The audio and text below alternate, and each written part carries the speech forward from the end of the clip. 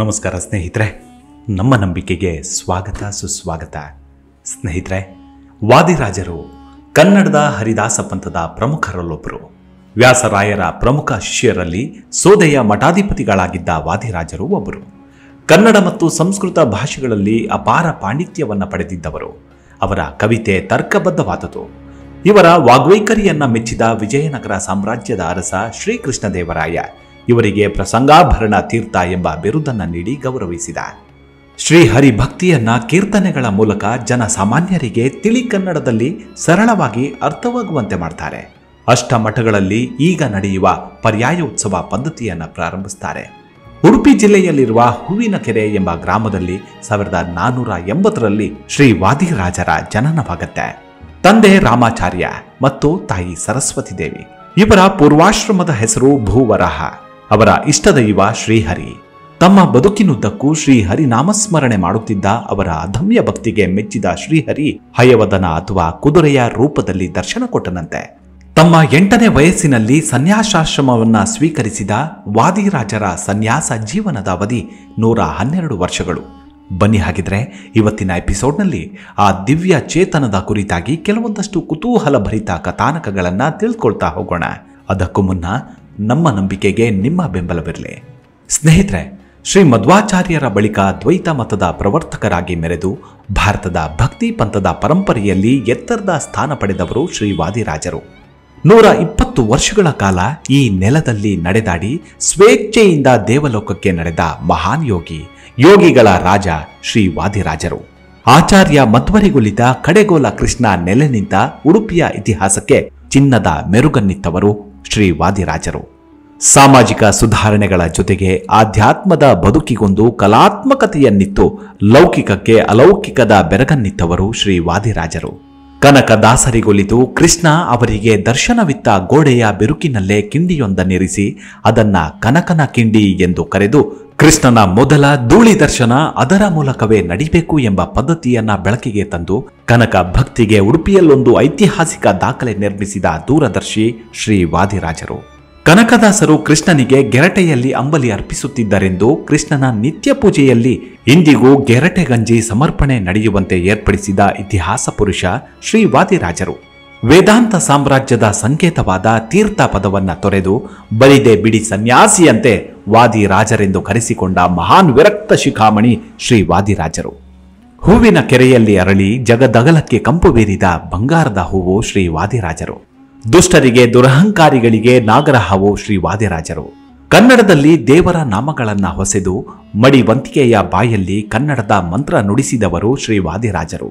ಪ್ರತಿಯೊಂದು ಪೂಜೆಗೂ ವೇದ ಮಂತ್ರಗಳ ಜೊತೆಗೆ ಕನ್ನಡದ ಹಾಡುಗಳನ್ನು ಹೊಸೆದು ಅದಕ್ಕೆ ಒಪ್ಪುವ ರಾಗಗಳನ್ನು ಬೆಸೆದು ಅದನ್ನು ಹಾಡುವ ಭಾಗವತರ ಪರಂಪರೆಯನ್ನು ಹುಟ್ಟು ಹಾಕಿದವರು ಶ್ರೀ ವಾದಿರಾಜರು. ಕೃಷ್ಣನ ಮುಂದೆ ತಾನೇ ಹಾಡುತ್ತಾ ನಿರ್ಮಾಲ್ಯದ ತಟ್ಟೆ ತಲೆಯ ಮೇಲಿರಿಸಿ ನಾಟ್ಯವಾಡುವ ಪರಿಯನ್ನ ರೂಢಿಗೆ ತಂದ ಭಕ್ತ ಶಿಖಾಮಣಿ ಶ್ರೀ ವಾದಿರಾಜರು.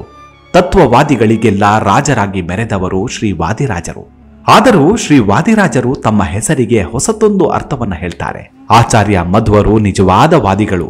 ಅವರು ನನಗೆ ರಾಜ, ಅದಕ್ಕೆಂದೇ ನಾನು ವಾದಿರಾಜ. ಇದು ಅವರ ಕೃಪೆಯ ಬಲ ಹೊರತು ನನ್ನ ಸ್ವಂತ ಸಾಮರ್ಥ್ಯವಲ್ಲ.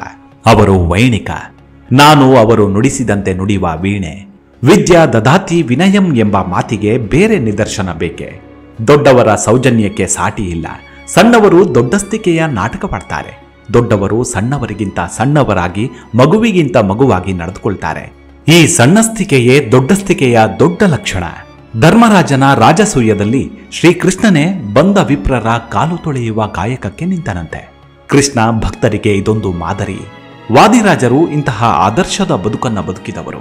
ಕುಂದಾಪುರ ತಾಲೂಕಿನ ಕೋಟೇಶ್ವರ ಸಮೀಪದ ಹೂವಿನ ಕೆರೆಯಲ್ಲಿ ರಾಮಾಚಾರ್ಯ ಸರಸ್ವತಿ ದೇವಿ ದಂಪತಿಗಳಿಗೆ ಇವರ ಜನನವಾಗತ್ತೆ. ಬಹಳ ವರ್ಷಗಳಿಂದ ಪುತ್ರ ಸಂತಾನವಾಗದೆ ಈ ದಂಪತಿಗಳು ಬಹಳ ಚಿಂತೆಯಲ್ಲಿದ್ರು. ಅದೇ ಸಮಯದಲ್ಲಿ ಅಲ್ಲಿಗೆ ಸಮೀಪದ ಕುಂಬಾಸಿ ಅಂದ್ರೆ ಆನೆಗುಡ್ಡೆಯಲ್ಲಿ ಚಾತುರ್ಮಾಸಕ್ಕೆ ತಂಗಿದ್ದ ಉಡುಪಿಯ ಯತಿಗಳಾಗಿದ್ದ ಶ್ರೀ ವಾಗೀಶ ತೀರ್ಥರಿಗೆ ಈ ದಂಪತಿಗಳು ತಮ್ಮ ಮನಸ್ಸಿನ ಕೊರಗನ್ನ ನಿವೇದಿಸಿಕೊಳ್ತಾರೆ. ಅವರು ಭಗವಂತನನ್ನ ಪ್ರಾರ್ಥಿಸಿ ದಂಪತಿಗಳಿಗೆ ಫಲ ಮಂತ್ರಾಕ್ಷತೆಯನ್ನ ನೀಡಿ ಹುಟ್ಟಿದ ಮಗುವನ್ನ ಶ್ರೀ ಮಠಕ್ಕೆ ಕೊಡುವಂತೆ ತಿಳಿಸ್ತಾರೆ. ಇದರಿಂದ ಒಂದೆಡೆ ಸಂತೋಷವಾದರೆ ಇನ್ನೊಂದೆಡೆ ದುಃಖವಾಗತ್ತೆ.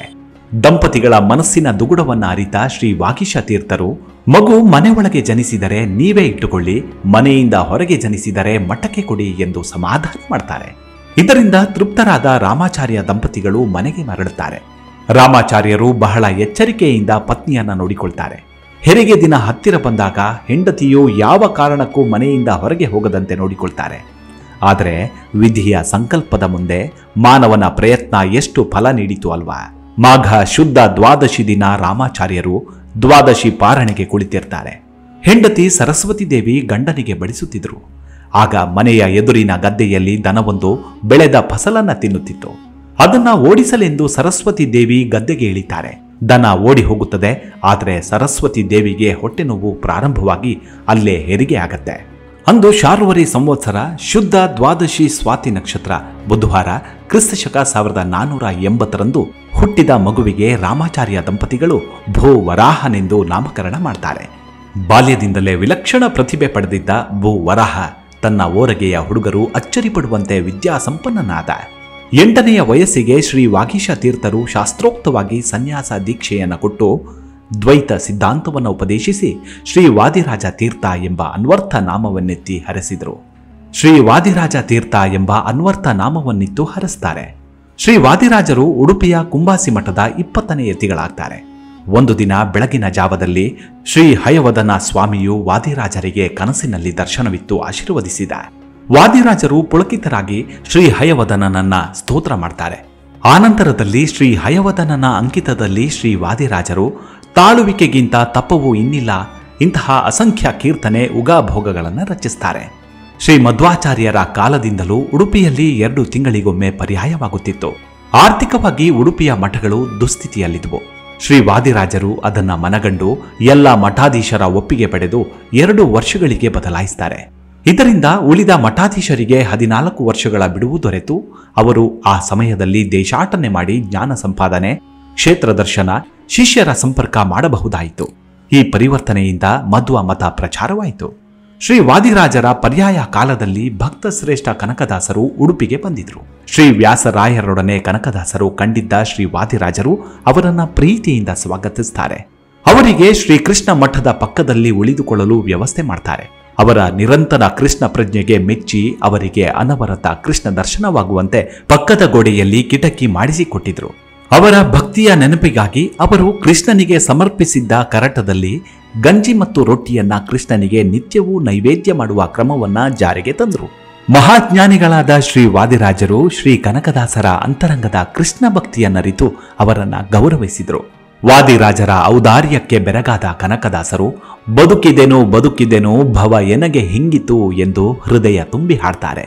ಶ್ರೀ ವಾದಿರಾಜರು ತಾವು ರಚಿಸಿದ ಅಸಂಖ್ಯಾತ ಕೀರ್ತನೆಗಳಿಗಷ್ಟೇ ಅಲ್ಲದೆ ಬೃಹತ್ ಸಾಹಿತ್ಯ ರಚನೆಯಲ್ಲಿಯೂ ಪ್ರಸಿದ್ಧರಾಗಿದ್ದಾರೆ. ಅವರ ಸಾಹಿತ್ಯದ ಪ್ರೌಢಿಮೆ ಅತ್ಯಮೋಘವಾದದ್ದು.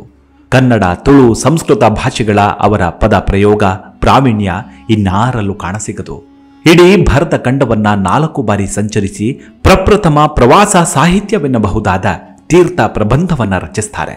ಅವರ ರುಕ್ಮಿಣೇಶ ವಿಜಯ ಎಂಬುದು ಮತ್ತೊಂದು ಭವ್ಯ ಸಂಸ್ಕೃತ ಗ್ರಂಥ. ಅವರು ತಾಯಿಯ ಹರಕೆಗಾಗಿ ರಚಿಸಿದ ಲಕ್ಷಾಲಂಕಾರ ಎಂಬ ಕೃತಿಯು ಅಮೋಘವಾದದ್ದು. ಸ್ವಾಪ್ನ ವೃಂದ ವನಖ್ಯಾನ ಎನ್ನುವುದು ಅವರ ಅತಿ ವಿಶಿಷ್ಟವಾದ ಆತ್ಮಕಥೆ ಎನ್ನಬಹುದು. ವಾದಿರಾಜರ ಕಾವ್ಯ ಶಾಸ್ತ್ರಮಯ ಮತ್ತು ಶಾಸ್ತ್ರ ಕಾವ್ಯಮಯ. ಸಂಸ್ಕೃತದಲ್ಲಿ ಮೊದಲ ಪ್ರವಾಸ ಸಾಹಿತ್ಯವೆಂದರೆ ವೆಂಕಟಾಧ್ವರಿಯ ವಿಶ್ವಗುಣಾದರ್ಶ ಚಂಪು. 2ನೆಯದು ಶ್ರೀ ವಾದಿರಾಜರ ತೀರ್ಥ ಪ್ರಬಂಧ. ಅವರ ಯುಕ್ತಿ ಮಲ್ಲಿಕೆ ವೇದಾಂತ ಪ್ರಪಂಚದಲ್ಲೇ ಸಾಟಿ ಇಲ್ಲದ ಮೇರು ಕೃತಿ. ಕಾವ್ಯಮಯವಾದ ಸುಂದರ ಪದ್ಯಗಳ ದಿವ್ಯ ಪ್ರಪಂಚ ಅದು. ಕನ್ನಡದಲ್ಲೂ ಅವರು ಅಮೋಘ ಕೃತಿಗಳನ್ನು ರಚಿಸ್ತಾರೆ. ವಿಶ್ವತೋಮುಖಿಯಾದ ವಾದಿರಾಜರು ಸಮಾಜಮುಖಿಯಾದ ಬಗ್ಗೆ ಸಮಾಜದ ಸಾಮರಸ್ಯಕ್ಕೆ ಅವರು ನೀಡಿದ ಕೊಡುಗೆ ಅನನ್ಯವಾದದ್ದು. ಸ್ವರ್ಣಕಾರರಾದ ವಿಶ್ವಕರ್ಮ ಬ್ರಾಹ್ಮಣರು ವಾದಿರಾಜರ ತಪಶಕ್ತಿಯಿಂದ ಪ್ರಭಾವಿತರಾಗಿ ಅವರ ಶಿಷ್ಯರಾಗ್ತಾರೆ. ಇಡೀ ವಿಶ್ವಕರ್ಮ ಜನಾಂಗ ವಾದಿರಾಜರ ಅನನ್ಯ ಅನುಯಾಯಿಗಳಾಗ್ತಾರೆ. ಕೋಟೇಶ್ವರದ ಬ್ರಾಹ್ಮಣರು ಮೂಲತಃ ಕೋಟದ ಸ್ಮಾರ್ತ ಪರಂಪರೆಗೆ ಸೇರ್ತಾರೆ. ಕೋಟೇಶ್ವರದ ಬ್ರಾಹ್ಮಣರು ಮೂಲತಃ ಕೋಟದ ಸ್ಮಾರ್ತ ಪರಂಪರೆಗೆ ಸೇರಿದವರು. ಕೋಟದವರಂತೆ ತಮಗೂ ಗುರುಮಠವಿಲ್ಲ ಎಂದು ನಂಬಿ ಬದುಕಿದವರು. ಇಡೀ ಗ್ರಾಮಕ್ಕೆ ಗ್ರಾಮವೇ ಈ ನಂಬಿಕೆಗೆ ವಿರುದ್ಧವಾಗಿ ಸಿಡಿದೆದ್ದಿತ್ತು. ತಮಗೊಬ್ಬ ಮಾರ್ಗದರ್ಶಕ ಗುರು ಬೇಕು ಎಂದು ನಿರ್ಧರಿಸಿತ್ತು. ಪರಿಣಾಮವಾಗಿ ಕೋಟೇಶ್ವರದ ಸಮಗ್ರ ಮಂದಿ ಸ್ಮಾರ್ತ ಸಂಪ್ರದಾಯವನ್ನು ತೊರೆದು ವಾದಿರಾಜರ ವ್ಯಕ್ತಿತ್ವದಿಂದ ಪ್ರಭಾವಿತರಾಗಿ ವಾದಿರಾಜರ ಶಿಷ್ಯರಾಗಿ ಮಾಧ್ವ ದೀಕ್ಷೆಯನ್ನ ಪಡಿತಾರೆ. ಮಟ್ಟಿಯ ಬ್ರಾಹ್ಮಣರದು ಇನ್ನೊಂದೇ ಕತೆ. ಯಾವುದೋ ಕ್ಷುದ್ರ ಕಾರಣಕ್ಕಾಗಿ ಪರಿಸರದ ಬ್ರಾಹ್ಮಣ ವರ್ಗ ಅವರನ್ನ ದೂರ ಇಟ್ಟಿತು. ಗುಂಪನ್ನು ಒಡೆದು ಜಗಳ ಮುಂದುವರಿಸಿ ಖುಷಿ ಪಡುವ ಕ್ಷುದ್ರ ಬುದ್ಧಿಯ ಮಂದಿಯನ್ನ ಸಮಾಜದಲ್ಲಿ ನಾವಿಂದು ನೋಡಬಹುದು. ಇಂಥವರು ಮಠದಲ್ಲೂ ಸೇರಿಕೊಂಡು ತಮ್ಮ ಕೊಳಕು ಬುದ್ಧಿಯಿಂದ ಮಠದ ಪರಿಸರವನ್ನ ಕೆಡಿಸಿಬಿಡ್ತಾರೆ. ಪ್ರೀತಿಯ ಸಾಮರಸ್ಯವನ್ನ ಹಂಚಬೇಕಾದ ಮಠಗಳು ಇಂಥವರಿಂದ ಜಗಳದ ಕೇಂದ್ರಗಳಾಗಿ ಬಿಡ್ತಾವೆ. ಒಡಕಿನ ಬೀಜವನ್ನ ಬಿತ್ತುವ ಹೊಲಸು ಹೊಲಗಳಾಗಿ ಬಿಡ್ತಾವೆ. ವಾದಿರಾಜರು ಇಂತಹ ಕೊಳಕು ರಾಜಕೀಯ ಮಠದ ಹತ್ತಿರ ಸುಳಿಯದಂತೆ ನೋಡಿಕೊಳ್ತಾರೆ. ಅವರು ಸಾಮರಸ್ಯದ ಸಂದೇಶವನ್ನು ಸಾರ್ತಾರೆ. ಒಡೆದ ಬಗೆಯನ್ನ ಮನೆಯನ್ನ ಒಂದುಗೂಡಿಸುವ ಹರಿಕಾರರಾಗ್ತಾರೆ. ಅದಕ್ಕೆಂದೇ ಅವರು ಮಟ್ಟಿಯ ಬ್ರಾಹ್ಮಣರನ್ನ ಮಡಿವಂತರ ತೆಕ್ಕೆಗೆ ಸೇರಿಸ್ತಾರೆ. ಅಚ್ಚರಿ ಎಂದ್ರೆ ಆ ಕಾಲದಲ್ಲಿ ಅಭೋಜ್ಯವೆಂದೇ ನಂಬಲಾಗಿದ್ದ ಗುಳ್ಳದ ಬೀಜವನ್ನ ಅವರಿಗಿತ್ತು ಅದನ್ನ ಬೆಳೆಸುವಂತೆ ಪ್ರೋತ್ಸಾಹಿಸುತ್ತಾರೆ. ಅವರು ಬೆಳೆದ ಗುಳ್ಳದ ರುಚಿಯಾದ ಹುಳಿಯನ್ನ ಶ್ರೀಕೃಷ್ಣನಿಗೆ ಸಮರ್ಪಿಸುತ್ತಾರೆ. ಅಭೋಜ್ಯವಾಗಿದ್ದ ಗುಳ್ಳ ವಾದಿರಾಜರಿಂದ ಭೋಜ್ಯವಾಯಿತು. ಪರ್ಯಾಯದ ಅಡುಗೆಯ ಅವಿಭಾಜ್ಯ ಅಂಗವಾಯಿತು. ವಾದಿರಾಜರು ವಿಷ್ಣುವನ್ನ ಹಯಗ್ರೀವ ರೂಪದಲ್ಲಿ ಪೂಜಿಸ್ತಿದ್ರು. ಪ್ರತಿದಿನ ಹಯಗ್ರೀವ ದೇವರಿಗೆ ತಲೆಯ ಮೇಲೆ ನೈವೇದ್ಯ ಅರ್ಪಿಸ್ತಿದ್ರು. ಹಯಗ್ರೀವ ಕುದುರೆಯ ರೂಪದಲ್ಲಿ ಅವರ ಭುಜದ ಮೇಲೆ ಕಾಲುಗಳನ್ನಿಟ್ಟು ಪ್ರಸಾದವನ್ನ ಸ್ವೀಕರಿಸುತ್ತಿದ್ದ. ಹಯಗ್ರೀವ ದೇವರಿಗೆ ಹರಿವಾಣದಲ್ಲಿ ಕಡಲೆಬೇಳೆ ಪಾಯಸವನ್ನ ಅರ್ಪಿಸಿ ಅದನ್ನೇ ಪ್ರಸಾದ ರೂಪವಾಗಿ ಸೇವಿಸುತ್ತಿದ್ರು. ಇದನ್ನು ನೋಡಿ ಸಹಿಸದ ಕುಹಕ ವ್ಯಕ್ತಿಗಳು ಒಮ್ಮೆ ಹಯಗ್ರೀವದಲ್ಲಿ ವಿಷವನ್ನ ಬೆರೆಸಿ ಇಟ್ಟಿದ್ರು. ಎಂದಿನಂತೆ ವಾದಿರಾಜರು ಹಯಗ್ರೀವ ದೇವರಿಗೆ ಸಮರ್ಪಿಸಿದಾಗ ಅಂದು ಒಂದು ಕಾಳನ್ನು ಬಿಡದೆ ಎಲ್ಲವನ್ನೂ ತಿಂದಿತು. ಕುತೂಹಲದಿಂದ ನೋಡಿದಾಗ ಆ ಕುದುರೆಯ ಕೊರಳು ವಿಷದ ಕಪ್ಪು ವರ್ಣ ಕಂಡಿತು. ಕೂಡಲೇ ವಾಗಣೆಯವರು ಬೆಳೆದ ಗುಳ್ಳದ ಕಾಯಿಯನ್ನ ಅಂದರೆ ಬಿಳಿ ಬದನೆಕಾಯಿಯನ್ನ ತರಿಸಿ ಕುದುರೆಗೆ ನೀಡಲು ವಿಷ ಪರಿಹಾರವಾಯಿತಂತೆ. ಹೀಗೆ ತಮ್ಮ ಇಷ್ಟ ದೇವತೆಯ ಕಷ್ಟ ಪರಿಹಾರವಾಯಿತೆಂದು ಸಂತೋಷಪಟ್ಟರು. ಮಾಗಣೆ ವಂಶಸ್ಥರನ್ನೇ ತಮ್ಮ ಮಠದ ಶಿಷ್ಯರನ್ನಾಗಿ ಮಾಡಿಕೊಂಡರು. ಇನ್ನು ಶ್ರೀ ವಾದಿರಾಜರ ಮಹಿಮೆಗಳು ಅಪಾರವಾದದ್ದು. ಒಮ್ಮೆ ಸೋದೆ ಅರಸಪ್ಪ ನಾಯಕನ ಮದುವೆ ಮನೆಯಲ್ಲಿ ವರನಿಗೆ ಹಾವು ಕಚ್ಚಿ ಸತ್ತಾಗ ಆ ಸಂದರ್ಭದಲ್ಲಿ ಲಕ್ಷ್ಮೀ ಶೋಭಾನವನ್ನ ರಚಿಸ್ತಾರೆ. ಇದರಿಂದ ವರನು ನಿದ್ರೆಯಿಂದ ಏಳುವಂತೆ ಎದ್ದುಗೊಳಿತ. ಹೀಗಾಗಿ ಮಂಗಳದಾಯಕವಾದ ಲಕ್ಷ್ಮೀ ಶೋಭಾನವನ್ನ ಪ್ರತಿ ಮನೆ ಮದುವೆಯಲ್ಲೂ ಹಾಗೂ ಸುಮಂಗಲಿಯರು ನಿತ್ಯ ಪಠಣ ಮಾಡ್ತಾರೆ. ಇನ್ನು ತಿರುಪತಿಗೆ ಯಾತ್ರೆ ಕೈಗೊಂಡಾಗ ತಿರುಪತಿ ಬೆಟ್ಟವನ್ನ ಕಂಡೊಡನೆಯೇ ಇಡೀ ಬೆಟ್ಟ ಸಾಲಿಗ್ರಾಮ ರೂಪದಲ್ಲಿ ಕಂಡಿತು. ಹೀಗಾಗಿ ಮೊಣಕಾಲಿನಿಂದ ಹತ್ತಿದರು. ಹಾಗೆ ಸಾಲಿಗ್ರಾಮ ಹಾರವನ್ನ ಸಮರ್ಪಿಸಿದರು. ಕುಡುಮ ಎಂಬ ಊರನ್ನ ಧರ್ಮಸ್ಥಳ ಎಂಬ ಹೆಸರಿನಿಂದ ಕರೆದರು. ಇಲ್ಲಿ ಈಶ್ವರನ ಲಿಂಗದ ಜೊತೆ ನರಸಿಂಹ ಸಾಲಿಗ್ರಾಮವನ್ನ ಇಟ್ಟು ಅರ್ಚಿಸಿದರು. ಇವರ ಸಾಧನೆಯ ವೈಖರಿಯಿಂದ ವೈಷ್ಣವರು ಶಿವದ್ವೇಷಿಗಳೆಂಬ ಭ್ರಮೆಯನ್ನ ಸಂಪೂರ್ಣ ನಿವಾರಿಸಿತು. ಸೋದೆಯ ಅಕ್ಕಸಾಲಿಗ ಗಣಪತಿ ವಿಗ್ರಹ ಮಾಡಲು ಪ್ರಯತ್ನಿಸಿದ. ಆದರೆ ಅದು ಹಯಗ್ರೀವವಾಗಿತ್ತು. ಇದನ್ನ ಗುರುಗಳಿಗೆ ಸಮರ್ಪಿಸಿ ಕೃತಾರ್ಥನಾದ. ಇನ್ನು ಬ್ರಹ್ಮ ರಾಕ್ಷಸನಾದ ನಾರಾಯಣಾಚಾರ್ಯರನ್ನ ಶಿಷ್ಯನನ್ನಾಗಿ ಮಾಡಿಕೊಂಡು ಉದ್ಧರಿಸಿ ಭೂತ ರಾಜನನ್ನಾಗಿ ಮಾಡಿ ಅನುಗ್ರಹಿಸುತ್ತಾರೆ. ಶ್ರೀ ವಾದಿರಾಜರ ಅವತಾರ ಕಾಲವು ಶಾಲಿವಾಹನ ಶಕೆ 1406ರಿಂದ ಶಾರ್ವರಿ ಸಂವತ್ಸರವೆಂದು ತಿಳಿದು ಬರುತ್ತೆ. ಇವರು ಹುಟ್ಟಿದ ಸ್ಥಳಕ್ಕೆ ಗೌರಿಗದ್ದೆ ಎಂದು ಕರೀತಾರೆ. ಈಗ ಶಿಲಾಮಂಟಪವಾಗಿದೆ ಮತ್ತು ಆಚಾರ್ಯರ ಮನೆ ಸ್ವಾದಿ ಮಠಕ್ಕೆ ಸೇರಿದೆ. ಆರಾಧನೆ ಕಾಲದಲ್ಲಿ ಗೌರಿಗದ್ದೆಯಲ್ಲಿ ಬೆಳೆದ ಅಕ್ಕಿಯನ್ನೇ ಬಳಸಲಾಗುತ್ತೆ. ಹೀಗೆ ಮಹಾಮಹಿಮರಾದ ಶ್ರೀ ವಾದಿರಾಜರು ಸತತವಾಗಿ ಭರತ ಖಂಡವನ್ನ 4 ಬಾರಿ ಸಂಚರಿಸಿ ಹರಿಭಕ್ತಿ ಮಧ್ವ ಸಿದ್ಧಾಂತವನ್ನ ಪ್ರಚಾರಪಡಿಸ್ತಾರೆ. ಉಡುಪಿಯಲ್ಲಿ 5 ಬಾರಿ ಪರ್ಯಾಯವನ್ನ ನಡೆಸ್ತಾರೆ. 124 ವರ್ಷ ಬಾಳಿದ ಮಹಾಮಹಿಮರಾದ ಶ್ರೀ ವಾದಿರಾಜರು 1600ರಲ್ಲಿ ಸಶರೀರವಾಗಿ ತಾವು ಪೂಜಿಸುತ್ತಿದ್ದ ಭಗವಂತನ ಸಾನ್ನಿಧ್ಯವಿದ್ದ ವೃಂದಾವನವನ್ನ ಪ್ರವೇಶಿಸುತ್ತಾರೆ.